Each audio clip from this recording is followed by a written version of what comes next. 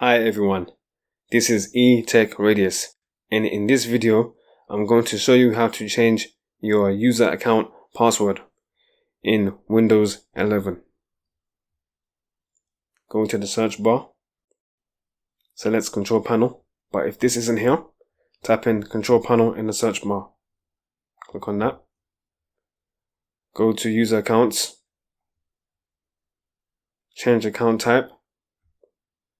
Now select the user that you want to change the password of their account. Double click and go to change password. First, put in the old password and now put in the new password.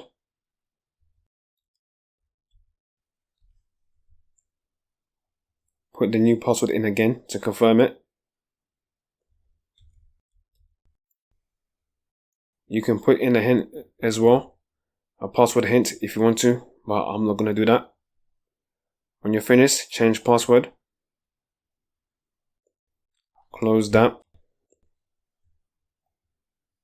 Go to the start button and we're going to sign out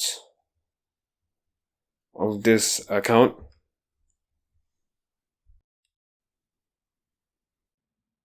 Now type in the new password.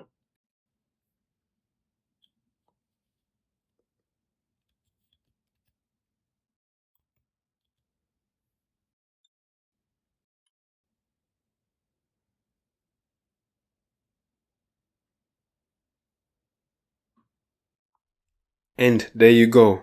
That's how you change your user account password in Windows 11. I hope you enjoyed the video. Please like and subscribe and take care.